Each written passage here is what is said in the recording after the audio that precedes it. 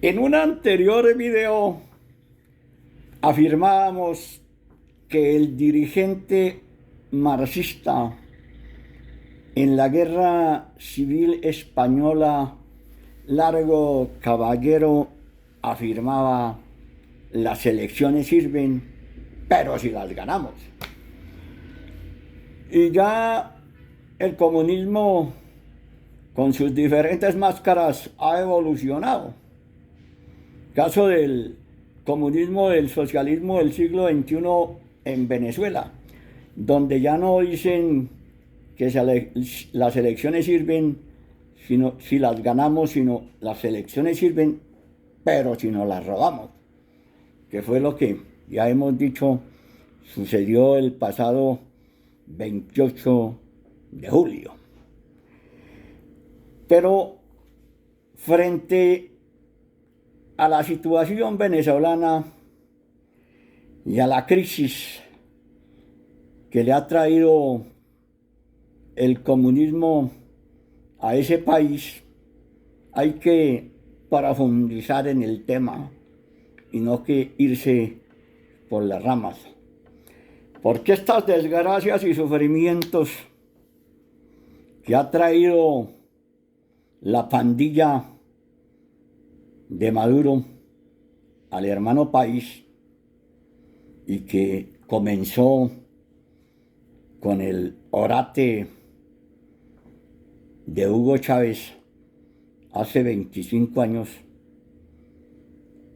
eso se incubó en Venezuela desde hace varias décadas, y la democracia liberal de los adecos y copellanos no supo percibir los momentos políticos. Pero eso no solamente ha sucedido en Venezuela, sino en América Latina. Por ejemplo, en Colombia, los comunistas viven haciendo su trabajo ideológico en las universidades, básicamente en la educación, en los sindicatos, los sectores agrarios, desde hace 70 años. O sea que eso no fue un golpe de suerte el que realizó Hugo Chávez en febrero de 1992, cuando le dio un golpe fallido al entonces presidente Carlos Andrés Pérez. Que a propósito, Carlos Andrés Pérez, presidente de Venezuela, el que le pretendió dar golpe Hugo Chávez, vaticinó lo que iba a pasar con Venezuela, que iba a caer en una dictadura comunista, y a fe que eso se cumplió. Entonces hay que profundizar, porque una gallada comunista no llega a tomarse el poder para entregarlo tranquila y democráticamente. No, el poder es para parasitar eternamente con él, poder político. Crear una nueva oligarquía o nomenclatura y eternizarse en el poder.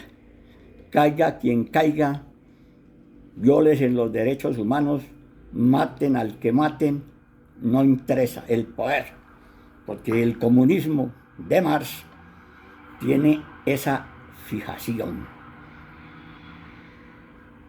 Y intrínsecamente el marxismo es perverso y criminal.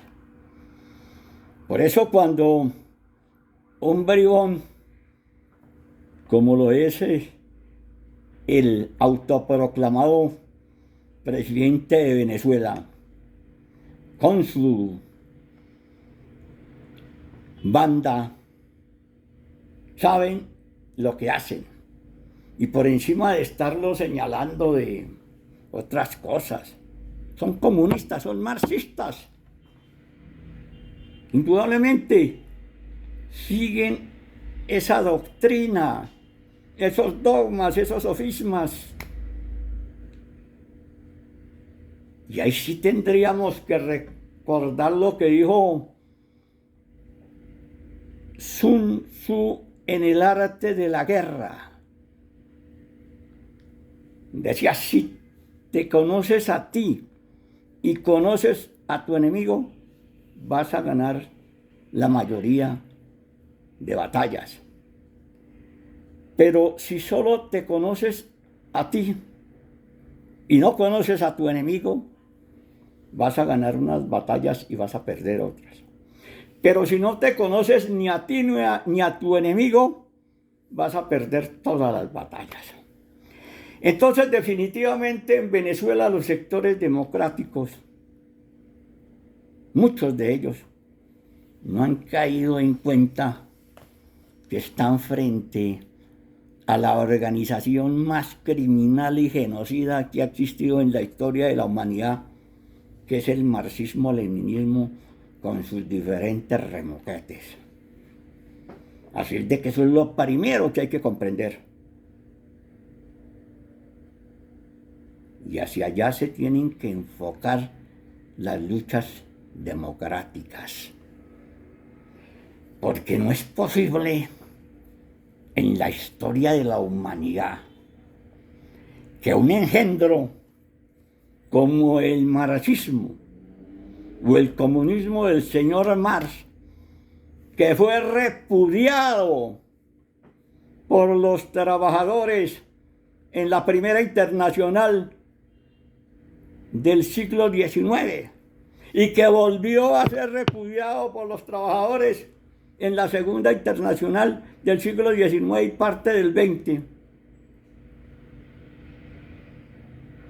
que se instaló en una dictadura como la Unión Soviética y que cayó, se derrumbó. O sea, se ha demostrado que ese sistema es inviable y que tiene que hacer de pronto combinación con la economía de mercado y con la dictadura, como sucede en un país que sabemos, en Asia. Entonces no es posible que una cuestión repudiada por los obreros, llegando al colmo que desde 1876 a 1918 era una vergüenza llamarse comunista. Ninguna organización o persona se llamaba comunista. El sátrapa de Lenin fue el que rescató ese término. Y entonces, llegando nosotros